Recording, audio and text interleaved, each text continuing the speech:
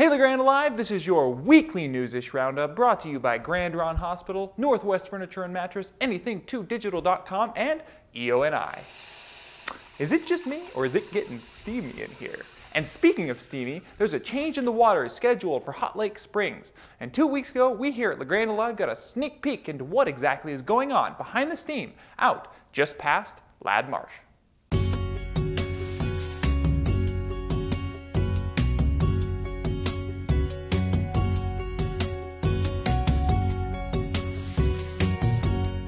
Have you heard the buzz about what's going on out at Hot Lake Springs? Well, if you haven't, Hot Lakes, the long-time dilapidated hotel turned hot springs that many of you know and love, is taking on a new steam. No longer will the hot springs be a hotel and restaurant, but instead it's becoming what's called the Veterans Restorative Center, a place that veterans can come to heal physically, mentally, and spiritually.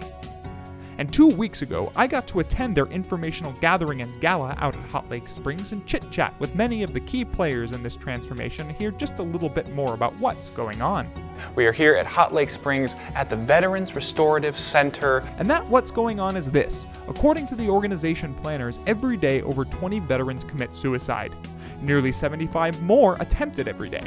The data is in, and the bottom line is many veterans struggle with the physical and emotional traumas of leaving the military. And out at Hot Lakes, 3 entities are coming together to make the Veterans Restorative Center a place to help veterans heal.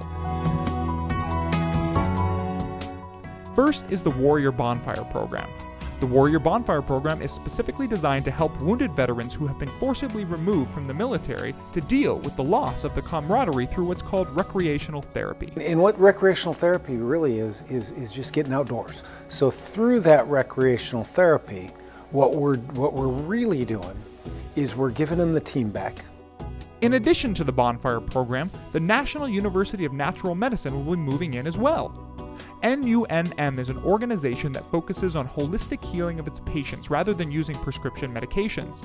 They will offer movement therapy and a personalized take on healing for veterans. But who's going to pay for this, you might ask? Well, that's where Dye & Aquaculture comes in. Dye & Aquaculture is the for-profit business side of the Hot Lakes venture. The water at Hot Lakes, in addition to being a source for healing, is also turgid with nutrients for growing fish and vegetables on a mass scale. And Dye & Aquaculture is going to take advantage of that. So what Dye & Aquaculture will do is build a fish operation here and also a hydroponic operation. It will be owned under VRCC, but Warrior Bonfire will be the owner of VRCC. So all the profits that come from the fish and the hydroponics will flow into Warrior Bonfire to be able to fund the care here. All the profits from Dye & Aquaculture will go directly to the Restorative Center. That way, the organization is paying for itself instead of subsisting off society. And the Restorative Center is going to be connected with the local community as well. According to Lee Manuel, the current owner of Hot Lakes, the place will bring almost 200 jobs to the community. And now these folks are going to come in, bring hundreds of job possibilities and training possibilities on this property.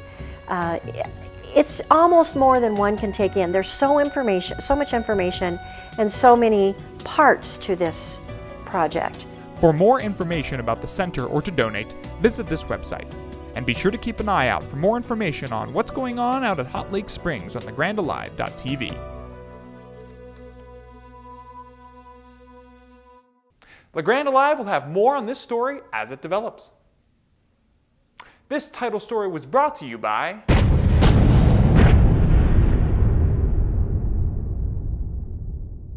And speaking of things blowing up, last week a building on West 1st Street blew its top. Pedestrians were going about their business and midday activities when, all of a sudden, boom! The city shook, buildings rumbled, and everyone wondered where exactly the bomb just got dropped. And the answer to that question was at Ed Staub & Sons off Bear Cove Loop in Island City. Apparently, inside Ed Staub & Sons building, according to our sources, there was a propane leak. 4 individuals in the building smelled the leak and quickly exited the building. And as soon as they were out the front door, well, let's just say that this is what the building looked like afterwards. Now, nobody in the building was hurt, thank God. All members of the team made it out. But as you can see by this drone footage, the building was unsalvageable. And speaking of drone footage, keep an eye on The Grande Alive for more footage from The Grande Alive's new drone pilot, Jordan. Some of it live streamed on breaking news events like this one was. So, what's going on this week? Well, several organizations are going to be kicking it for Earth Day at LeGrande's Mac Square this Saturday. The event will include about 25 family-friendly activities, a chemistry magic show, and live music. Essentially, the organizers want attendees to understand and appreciate science and the Earth. And the activities at this event are all designed to encourage that. Also, Eastern Oregon University will celebrate National Poetry Month with an Ars Poetica reading by a Navajo poet and author. Sherwin Bitsui is the author of Flood Song and Shapeshift, and his collections will be available for purchase during the reading. In Wallowa County, a band of 3 sisters will return to the OK Theater in Enterprise for a performance. The Wallowa Valley Council is hosting its annual Youth Arts Festival, and apparently it's going to be a bigger deal than it was last year. The Arts Festival is an opportunity for a bunch of kids to submit their artwork and get awards and prizes for it. Now, in previous years, information about contest submissions were only provided through the public schools. But this year, it will feature work from religious and homeschool institutions as well. So, if your kid is craftsy, submit to this festy, the Youth Arts Festival that is, going on May 7th, 10 a.m. to 4 p.m. in Joseph, Oregon. And also, big thanks to Emily Adair from Go Northeast Oregon for information on these events. Specific dates and times about these events can be found on Go Magazine or on the Go Magazine website. And here's your Around the Mountain EOU Sports with Evan and Chris. I'm Evan House. I'm Chris Duarte. This is Around the Mountain in about 90 seconds.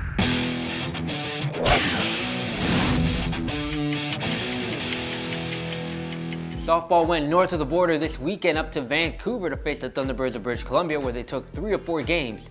Junior third baseman Chelsea Spanier highlighted Game 1 going 2 for 3 with a 3-run home run in a 6-4 win.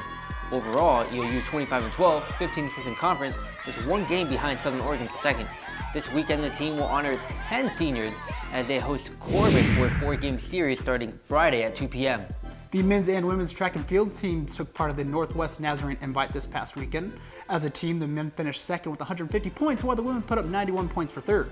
Some notable first-place finishes include Jabari Cumberbatch in the 100 and 200 dash, the 4x100 team of Cumberbatch, Goodrich, Hatfield, and Klein, who also set a new EOU record, the 4x400 team of Morrell, Zimmerly, Shaw, and Navarro, who took first, as did Jeremiah Woods in the shot put. For the women, the 4x400 team of Current, Herbies, Jolly, and Emerson carded #1 finish. Finally, congrats to Pancho Saldana, who broke his own EOU record in the javelin with a 62.15 meter throw, which awarded the senior first place in the NAI and CCC Player of the Week. That's a wrap for us here. Join us next week as we take you around the mountain in about 90 seconds. For more information, visit www.eosports.com.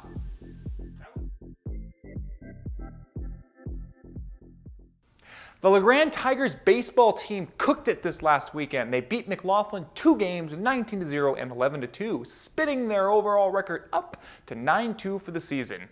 Their game versus Stanfield Echo, though, was a big fat no. Elgin also had a smoking weekend, beating Grant Union Prairie City 2 games, 1-0 and 6-5. Union Cove, on the other hand, got smoked, cooked by Sherman Arlington, losing 2 games, 2-12 and 2-19. Next games are scheduled for the 21st when Elgin plays Culver, Union Cove plays Darfur South Wasco, and LeGrande plays Ontario. LHS girls softball team did not share in the boys baseball team's glory. They lost 2 games to the same team, McLaughlin, 0-4 and 2-3. Elgin Embler also got zilch this weekend. After almost a month off the field, they lost to Enterprise Joseph 2 games, 7-13 and 2-19. Union Cove had the only success in the Valley softball world this weekend, beating Heppner EONI 2 games, same score, 12-2. LeGrande and Elgin Embler are both scheduled to play on the 21st. LeGrande versus Ontario, Elgin Embler versus Burns. Union Cove's next game is the 22nd against Pilot Rock. And be sure to tune in to LeGrande Alive Live, our weekday evening live stream, 6 p.m. every weeknight on LeGrandeAlive.tv, your source for all of LeGrande Alive's most recent content. And that's your weekly Newsish Roundup. This roundup was brought to you by Northwest Furniture and Mattress, Grand Ronde Hospital, Anything2Digital.com, and EONI. Please like and share this video, and tune in to LeGrandeAlive.tv for more local content. I'm Will Bowman.